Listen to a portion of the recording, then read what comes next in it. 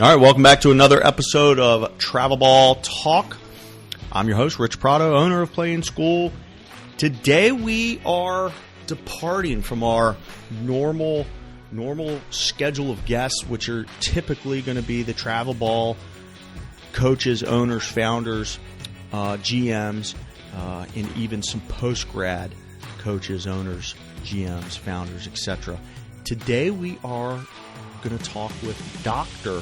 Chris Parker, President and CEO of the National Junior College Athletic Association.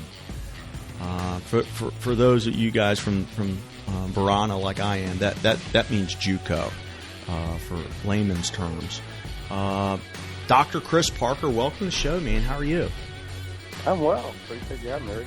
So, like I was telling you before we hit record, I think my audience is gonna find value in learning about what it is that JUCO, and I'm sorry if that phrase is not the phrase you prefer, but the NJCAA is a mouthful for me.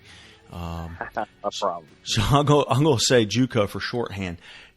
I'm hoping personally that I learn a lot about the JUCO opportunity, and then also kind of hear that compelling case for why JUCO is a great fit for a lot of kids. So, like I said, hopefully in every episode I'm doing very little talking and mostly listening.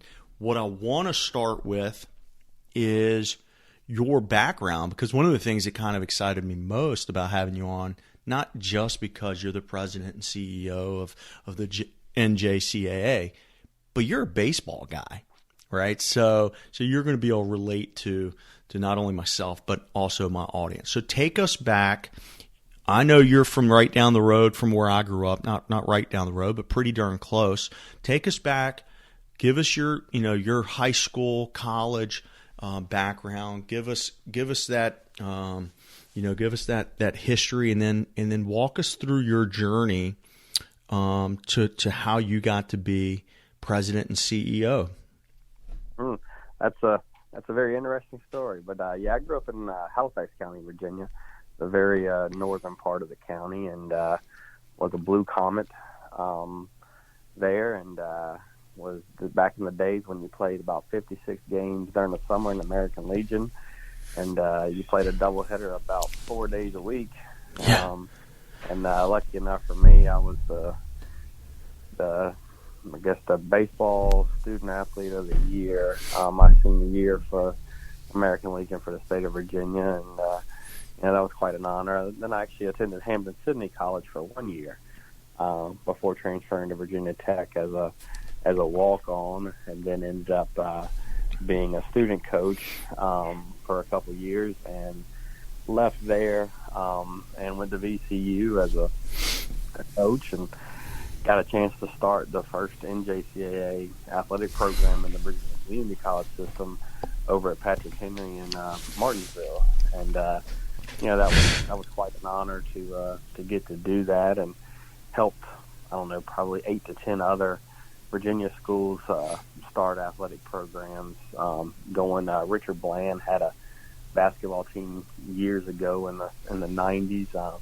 Was able to work with them to bring athletics back as really the only junior college left in the state of Virginia.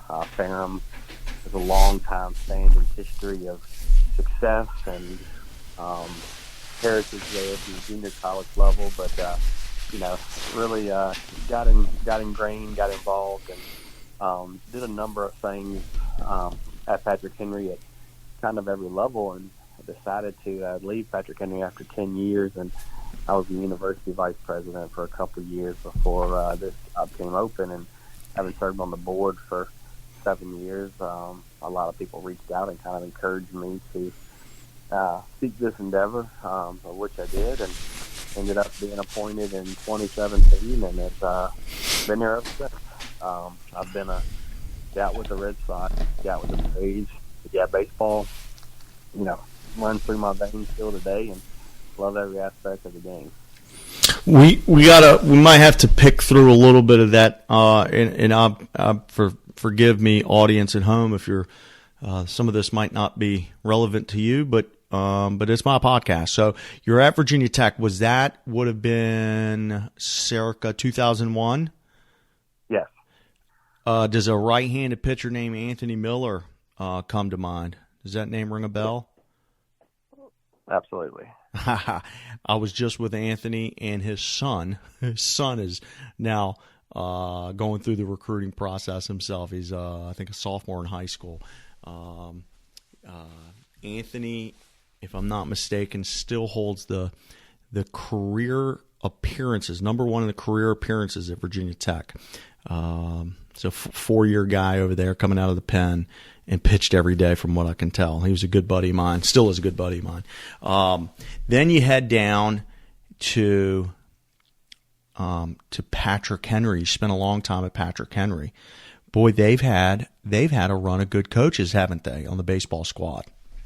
Absolutely. The irony is, Coach Ellis took Patrick Henry to the World Series for the first time a couple years ago. He was a recruit of mine and a student of mine. Very proud of Coach Ellis, who's now assistant coach at UNC Greensboro. Lucas Jones coached for me at Patrick Henry, and Lucas is one of my dear friends, and we actually competed against each other growing up all the way through high school and everything else. But Lucas, in my opinion, is probably one of the best genuine baseball coach people alive on the face of the earth. And I can't say enough great things about Coach Jones and how he does and what he does for young men all over the state of Virginia. For those of you guys who don't know Lucas, he's the head coach at Lynchburg, which is now Lynchburg University. I believe they changed the name. Great guys, been around the state of Virginia coaching college baseball, everything from, I believe, Randolph Macon and Patrick Henry and now Lynchburg. VCU. Was he? Yeah, he was at VCU George for a while. Mason, Washington and Lee. Oh, that's right. He was the head guy at Washington and Lee. Left Washington and Lee to go home. He went home. He's a Lynchburg native, and boy, they are, they're on fire over there. They are absolutely on fire. Then you mentioned Richard Bland, which has a brand new baseball program, and I'm sure you are familiar with my friend John Fletcher, who is the first baseball coach in Richard Bland history, and this year will be their second season. So what a neat opportunity Coach Fletcher has to get that program up and running. Yeah, that's Richard Bland is a unique and special place all at the same time. Having dorms, having the amenities that they do, it's a great atmosphere for 2-year college athletics. And I personally do not know Coach Fletcher, but I can tell you based off everything I've heard and seen, he'll have that program up and not running, but up and winning very quickly. Yeah, you'd like Fletch, and when you ended up, I don't know if you, what years were you helping Coach Keys over at VCU? 2005 and 6. 2005. Fletch would have been the head coach. I'm pretty sure I got this right, at J.R. Tucker High School at that time. It was somewhere right in and around there. He ended up over at Godwin High School, so he kind of cross town. But great guy, long, great career as a high school head coach in this area, in the Richmond area, and now I know he's just thrilled to get that program up and running. So, we talk about this and we've dropped a couple names, and it sounds like I'm vaguely familiar. The problem that I have living in the state of Virginia is that we really don't have a whole lot of that junior college baseball opportunity. It seems like it's growing. We're adding some schools here and there, but my experience and my knowledge level really really is at that Division I and Division III level. So this is probably as good a time as any for you to give us that background, educate us a little bit on the maybe even sort of the granular nuts and bolts of that junior college program, that junior college experience. Yeah. So the first part is kind of what you said. I mean, Virginia forever has been a Division I and Division III NCAA state. Yep. Longwood moved from Division II to Division I. That really left only a handful of HBCUs as the only Division II programs in the state of Virginia. And when we started the program at Patrick Henry, that was the first option for young men and women to play different sports, with baseball obviously being one of those, with the understanding that the two-year college system is the same. It's the same education for the first 2 years. It may have a different title school on it, but the core curricular is the same. And if you look at the pricing is pennies on the dollar versus some of the university models and needs. Again, it's a different experience. It's not for everyone. Kind of the myth buster is you only went to a junior college if you didn't have great grades. Well, I can tell you across the country, more than 25% of our student athletes are graduating with a 3.0 or higher. And that's pretty unreal when you think about, grade point average, grade point expectation, that type of thing. But for the sport of baseball, the NJCAA, junior college baseball, will always carry the draft. No matter what, we will have a higher percentage of representation per capita when it comes to the draft. And it's because Major League Baseball programs are looking at the high school kids that come out, and the system says you can go to a junior college for 1 year or 2 years and still get drafted. So you often see young men who, even if they get drafted in high school, come for a year to raise their stock. You'll see kids that will go to a high Division I school. Somebody will come in and say, I don't want to wait 2 or 3 years to draft you. They'll come back to a 2-year school for the draft.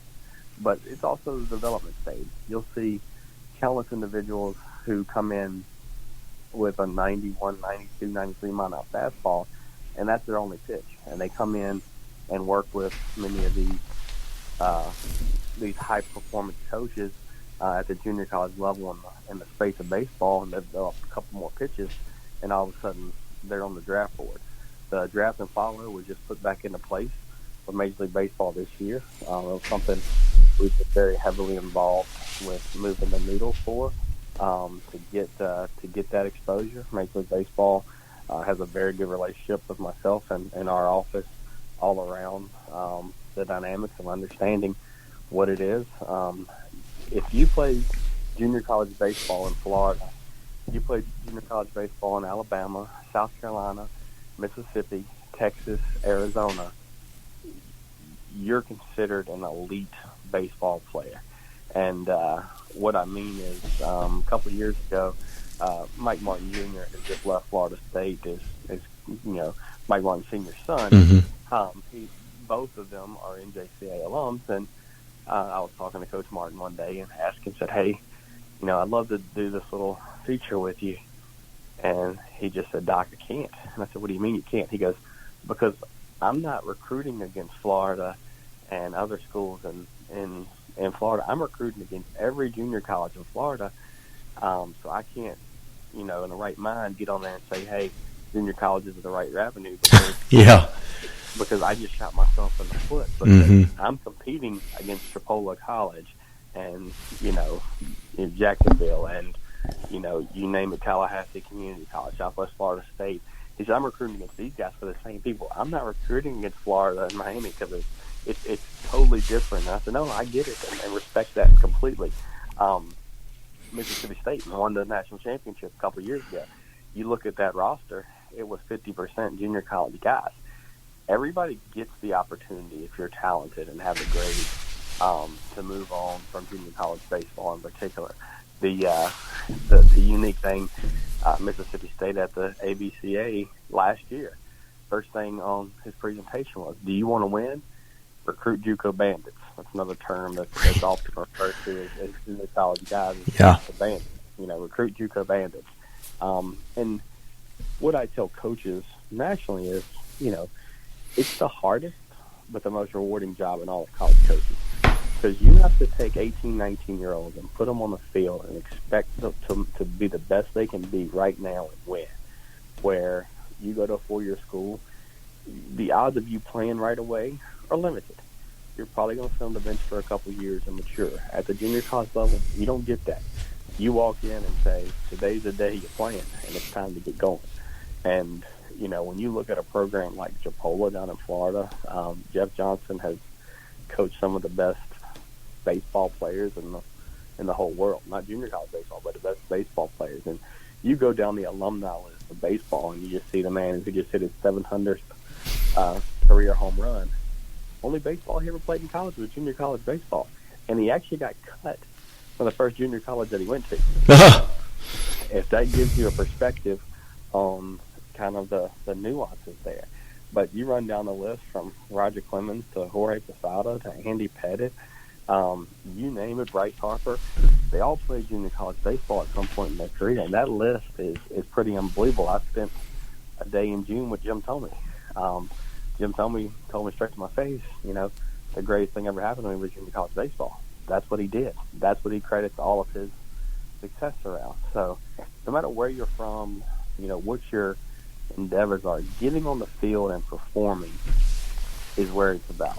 And at the junior college level, it's real. And in Virginia, we've already seen how many draft picks come out of Patrick Henry and other schools. I know I had two during my first couple of years of Patrick Henry. I mean, it's there. I think I had 17 Division I signees my 2010 class. It's all about the opportunity to get better, save money, get an education, but perform. Get on the field and perform. We were talking with Dr. Christopher Parker. If I should have mentioned this at the top of the show, connect with him on Twitter at NJCAA_exec, EXEC. You mentioned a ton of stuff there. Obviously, this Pujols, this man, he what do they used to call him? They call him the machine, I think, and he is the machine. Oh, yeah. and he is an absolute machine. But he's not the only one having a great year this year. It's kind of fun to have these home run milestones being done simultaneously with him and Judge. I wanted to. Well, first of all, for those y'all at home, I've crowdsourced, because if you've listened to more than one episode, you know that I've kind of got a standard set of questions that I like to ask the coaches who come on. But today I went a little different route, and I've crowdsourced some questions, everything from Pitching Ninja to Noah Sharp. Noah Sharp, for those of you who don't know, is I would consider him one of the top independent sort of reporters on junior college baseball. Reached out to some of the top travel ball coaches in the country, as well as current junior college coaches in the country. And so I have a handful of questions from all of these different people. We're going to get to those. But one thing I wanted you to sort of peel back the onion on a little bit is talking about the price. You talked about a lot of the junior college experiences is pennies on the dollar. Now, if you're a parent of a kid who's about to head off to college and you haven't had your head in the sand, you realize that our country is somewhere in the neighborhood of $1.6 trillion in college loan debt. The college loan topic is top of mind in the news, politically, et cetera, et cetera.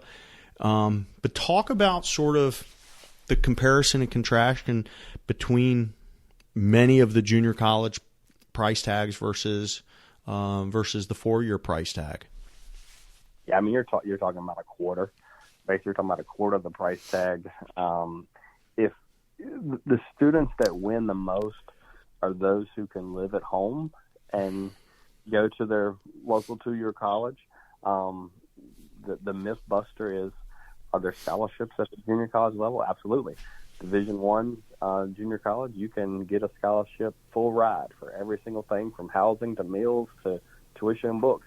Division II means that you can get a scholarship just for your tuition and books. Division III means there's no athletic scholarship, but there are all kinds of academic scholarships. And it's really just taking a look and understanding, educating yourself about what that opportunity is and where it goes.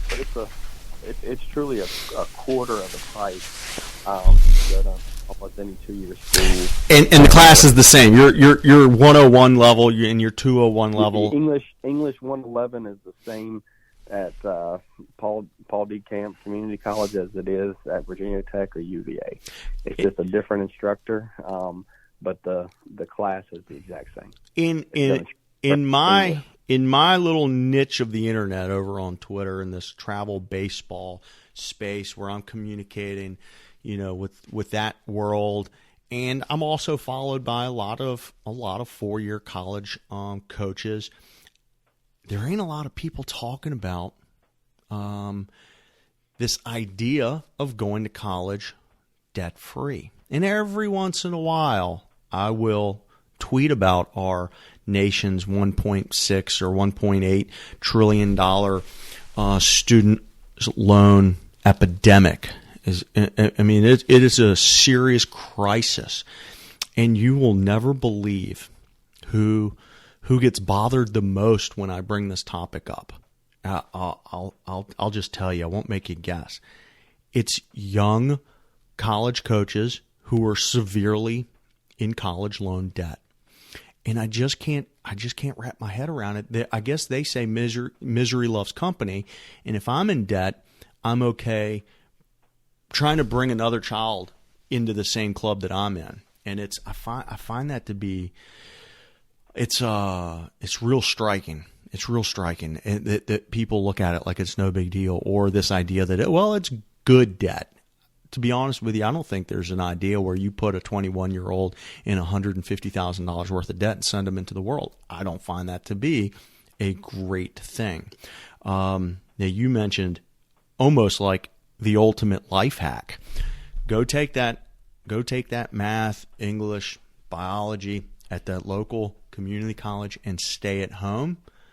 You can pay for those courses by working part-time. You could run a couple Uber shifts and you're probably covering tuition, because guess what? You're eating your meals at home and you're not paying for housing, right? You're living under your own roof. That's right. And it's what an opportunity. Now, that opportunity does not exist for everybody based on geography. Again, like where I live, it's a lot less doable. Yeah, like maybe I suppose now if Richard Bland opened that, somebody who lives where I live, that could be a doable option. But for a lot of people in a lot of parts of the country, there is a junior college down the road that also happens to play baseball. So now you got the best of both worlds. You got the opportunity to get bigger, faster, stronger, develop your skill set while simultaneously spending way less money for that equivalent course load. It's amazing. I mean, if you just do the simple math of putting one beside the other, and again, take somewhere like Richard Bland, who's a branch of William and Mary. I mean, you pretty much have guaranteed admission to William and Mary if you're smart enough to go and smart enough to be there. I mean, it's unreal opportunities out there for what can be, and it just takes time of sitting down and evaluating and understanding and appreciating the fact that going to a 2-year school is not a detriment. It's not a last resort. It can be a truly first option if you're doing things the right way. What do you think the best way for, let's assume most of my audience is going to be probably made up of travel ball coaches. What's the best way for a guy who's a travel ball coach who is mostly unfamiliar because most of their guys are going D1, D2, D3? How does that guy, how does he become more familiar with the junior college opportunity for his players? Yeah, I mean, I think going to the NJCAA.org and just pulling up the sport of baseball and doing some research gives you an idea. There's a virtual map there that can show you all the programs around the country. I think looking at, picking out a few schools around the country and taking a look at what they've done, what their facilities are like, what the education is. I think that's step number one, just from self-familiarization.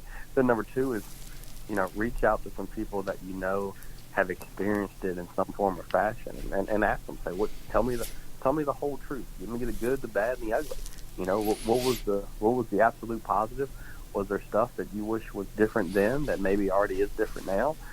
Is there something you didn't like at all? I mean, what is it, and how do you navigate that? Because you're going to have the good, bad, and the ugly at every level, no matter what. But where does that weigh into the overall, situation? And I think just starting to familiarize, ourselves and their selves is, essential number one. All right, I'm gonna jump into some of the questions that I've crowdsourced. This one comes from a guy, I won't name names here, but a guy who's runs one of the top travel ball organizations in the country, and he wanted to know, with the changes at the NCAA level, things like the NIL, things like the transfer portal, are you seeing any impact coming kind of down the line to your level from those type of changes? There are some impacts, but NIL is at our level too. So it's obviously different. You're probably not going to see a $1 million deal for some of ours, but baseball hasn't gotten to that either, even at the highest level. But there are some changes. What used to be a sport like baseball, you had to, sit out a year at the NCAA level before transferring. You now there's an extra 2-month time waiting period for coaches. So a kid decides he's going to leave. He doesn't know where he's going. Typically, he was reaching out to the junior college coaches right away. I need to be there. I'm coming there with the hopes of getting drafted or going back Division I. Now it's about an extra 2-month time period in there. It slows down the recruitment process to find out who is transferring in and that type of thing. I think that's the biggest change that we've seen in the short time period thus far. And what you're referring to, I believe, is what is commonly referred to as that one-time transfer rule, right? That's correct. Another coach, another travel coach, was asking about that NIL trickling down, and obviously you touched on that. Even the top of the baseball world is not seeing what we're seeing over in football and basketball, obviously. But I'm kind of curious, have you heard of any sort of anecdotal stories of some pretty cool NIL type of situations at the junior college level, whether it's baseball or another sport? Yeah, what we're kind of seeing or experiencing the most really comes down to, or how to use football as an example, is local football star at high school A. Mm-hmm. He decides that the University of Kansas offer is not what he wants. He goes to the local community college in Kansas. There's a Power 5 junior college football program. All of a sudden, that dealership that's in that community knew him from high school. Now he's going to stay there. He throws a couple $1,000s his way to promote him in commercials and things like that. Those are the kind of things that we'll see first at our level. And it could be any sport, but again, football being kind of the leading driver in many of these cases. Obviously. Are you familiar with the ever increasing opportunity for these guys that they're sort of going under this umbrella of post-grad programs. Have you seen those post-grad programs? And do you have any sort of general thoughts on those, sort of comparing and contrasting that versus a kid going straight to the junior college experience? We haven't seen, most of my dealings with post-grad are around the sports of basketball. Baseball, not as much. The difference between post-grad and junior colleges, post-grad, you're not using a year of eligibility. Junior college, you are using a year of eligibility, but you're also making sure you're getting college credits that are going towards your degree. In the post-grad, it could be a number of different ways. Traditional post-grad is, I'll use Hargrave, Fort Union, again, basketball. Mm-hmm. They're not getting any college curriculum. They're getting better prepared to their freshman year in college. But for baseball post-grad, we haven't seen much kind of movement or anything at that level. But the real difference is that first year you're using eligibility playing junior college, where post-grad you're not. Now, across the board, COVID gave a lot of kids a lot of time back. I believe some kids did they get 2 years back in some circumstances? In some circumstances, 2 years back, yeah. Do you think we are sort of out of the woods as far as that, so that we should begin to see the average age of players go back down to normal? Or are we just going to see, if you throw in the post-grad thing, then you throw in, a random redshirt year, are we just going to have older college athletes from this point forward? No, I think it'll dwindle back down, but I think we're still 2 to 3 years from that shift kind of reconverting itself back.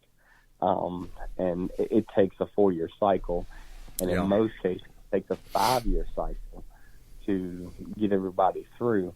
I've had the philosophical question with a lot of coaches and people over the last few years, just to hear their opinions and takes on the good, the bad, the indifferent. Mm-hmm. The thought originally was the best players who kind of are staying, they'll start earning a master's degree. But I mean, obviously there are students that graduate who don't want to stay in school. They want to go to work. And there are students who graduate and coaches don't necessarily want them back.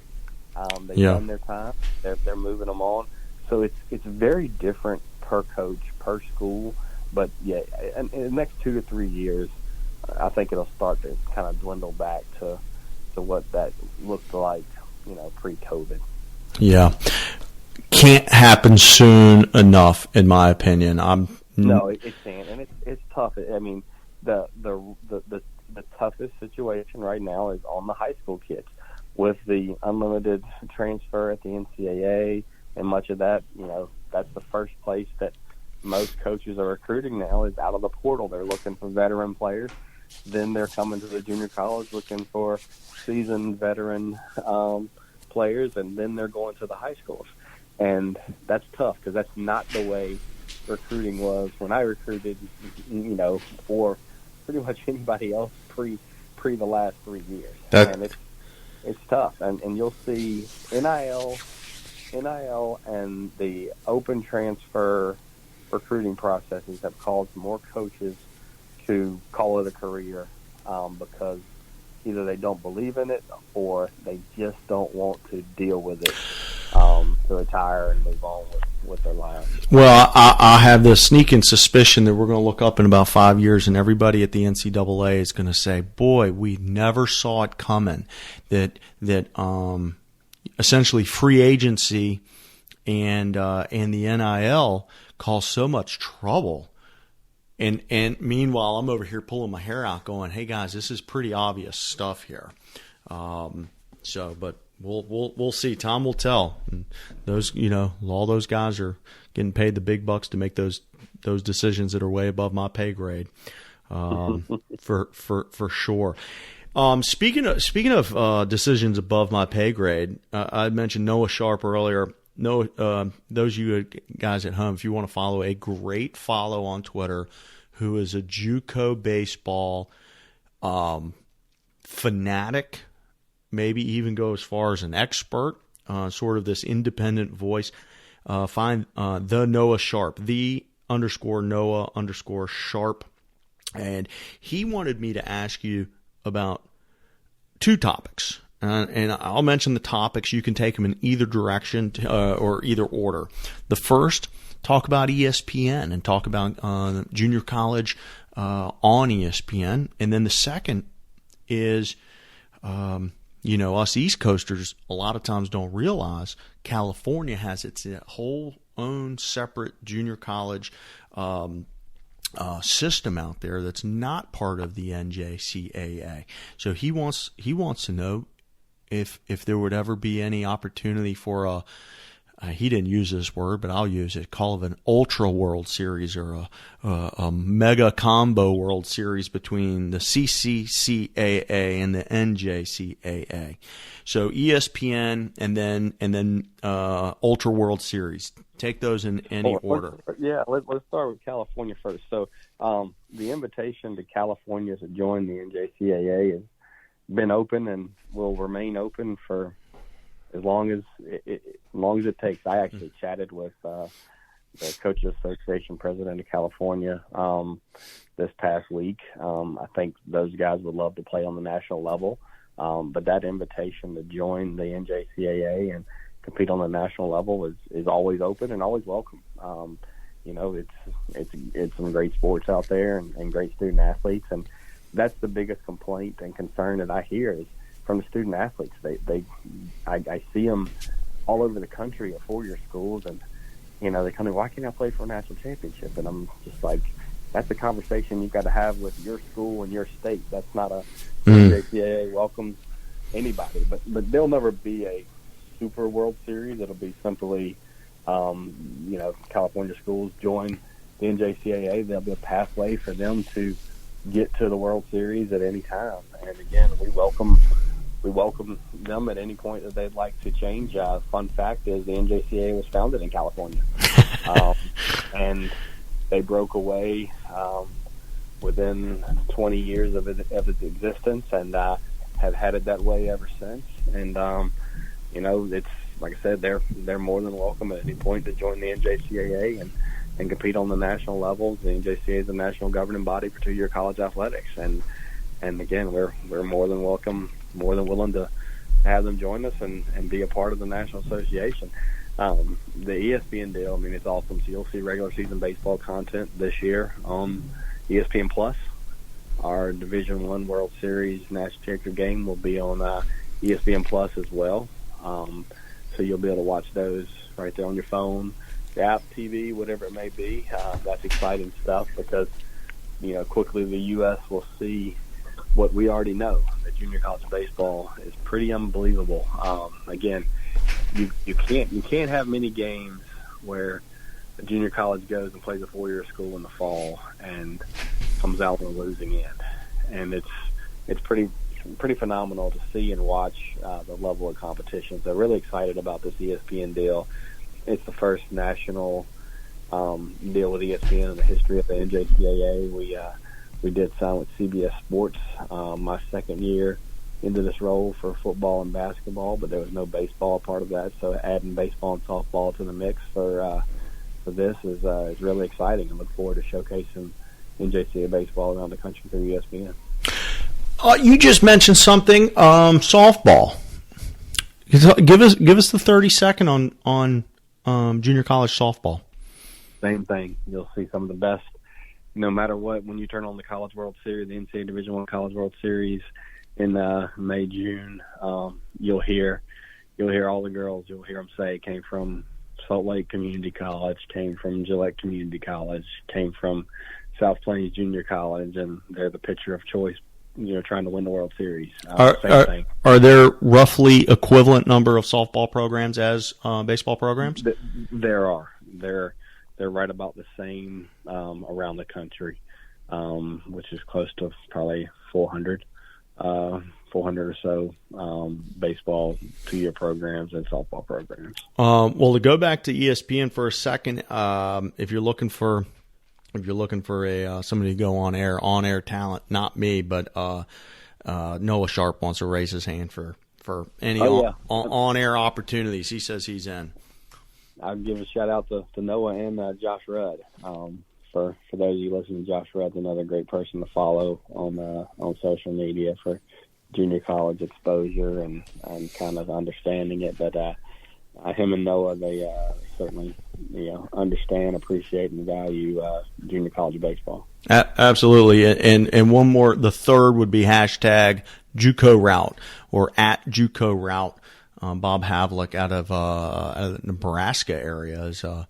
I'm not sure if he or Noah is the one who is responsible for that JUCO bandit phrase kind of catching fire a few years ago. That is definitely that JUCO bandit sort of mentality is appropriate and sort of a well-deserved moniker, if you will.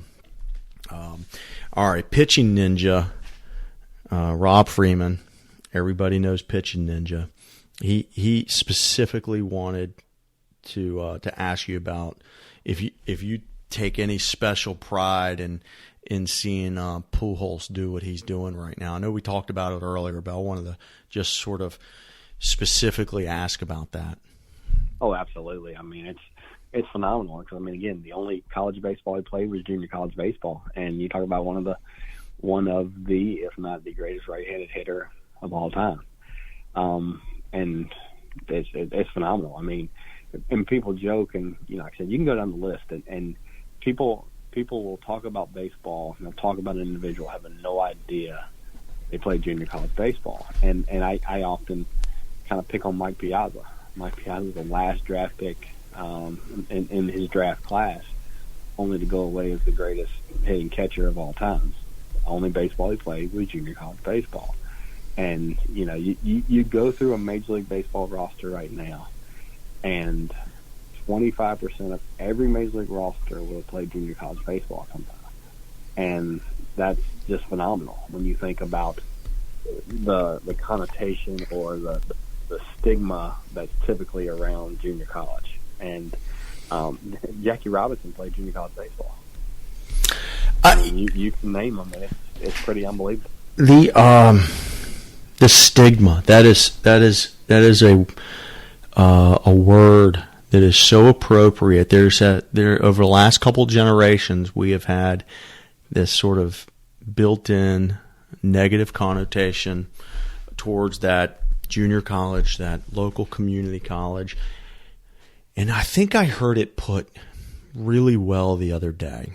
Somebody said, usually this word I'm going to say is used in a different connotation, but they have said that the word groomer, okay, that's used in a different connotation normally, but for the last couple generations, all our parents groomed us into, you and me, into believing that the path to success as an adult was through a 4-year degree. They groomed us all to believe that. And for a while, that was probably pretty true. When it was 15% of high school graduates going to college, well, yeah, those people seem to be really successful. How about that? What a pretty strong correlation. But then when 85% of high school graduates went to college, the correlation was less dramatic.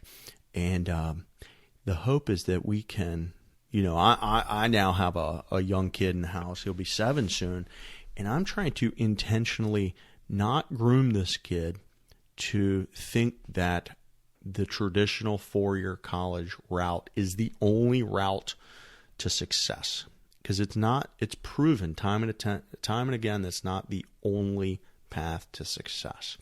So hopefully some people hear this, they get curious, and they start to do some research and find out some of the other paths, which include your organization and all the schools that are part of it. Off the top of my head, not to put you on the spot, how many current junior college schools are offering college athletics? Do you know that number or roughly? We have around 520 in the NJCAA, and that, like I said, that does not count the 100 in California. Right. And so you take about there's actually right around 1,150 two-year colleges in the country. So take roughly 620 of them have athletics. So there's still another 500 or so that don't have athletics, but more than half of all two-year colleges across the country have intercollegiate athletics. What is like the number one limiting factor to getting that local junior college to get at least one team up and running? Usually it's finance, but it's more understanding the finance. What is the ROI on the athletics on your campus if you started it? And that's a different answer for every president, for every community, for every college, and that's usually the limiting factor. The other hard part at the two-year college is facilities. Yeah. You know, where like Richard Bland, they have a gym, they have facilities on campus, but they play baseball at, you know, a local park. We had the same thing at Patrick Henry. We were blessed enough to have a gym on campus, but when we had a baseball program, we had the old minor league stadium where the minor league team had moved out of and the CPL team had come in, and, you know, we had a relationship with the city and we were able to utilize that. We pumped a lot of money and resources into that. So when you look at some of the schools around the country, they battle for facilities. They battle for the right facilities. Yeah. You know, but you can go, again, you go down to Florida, on almost every campus, there's a baseball stadium on their campus, and it rivals small Division I schools. Same in Texas. Even in Illinois, baseball is such a prominent sport. They have so many of their baseball fields right there on campus, and it just varies depending on where you are in the country. You know, I look at just down the street from me as an example. I'm sure a lot of people could have an example like this in their backyard, but J. Sargent Reynolds Community College right down the street, no sports, and I just think about what a gold mine opportunity if they had a baseball program or basketball or football. The number of kids that they would draw in for that from a 20-minute radius, and they'd be so competitive right off the bat. And it's a lot of kids. It's a lot of kids who would end up paying $6,000 or $8,000 for a year of college, but instead they're going to go to, no knock on one of the schools you attended, but they're going to go to Hampton-Sydney or Randolph-Macon and pay $25 or $45 or $55 for each year. And you just go, man, what a gold mine if we could raise that number from basically it's probably about 55 or 65% of the junior colleges have sports. If you could get that number to 75%, 90%, oh my goodness gracious, that's an audacious goal for you over the next decade. How about that? Oh, absolutely. And I've picked at Ted Raspler for quite a few years there at John Tyler. There's another one. Yep. He came from a powerhouse junior college program in Texas before he came to John Tyler, and I give him a hard time all the time. But hey, he's sitting on something special there. If you ever want to do it, I'll make sure you're successful. Make sure you're there. And I believe it's one of his vice presidents coached that softball team to the Little League World Series the last couple of years there at John Tyler. So there's plenty of people and resources around. Yeah.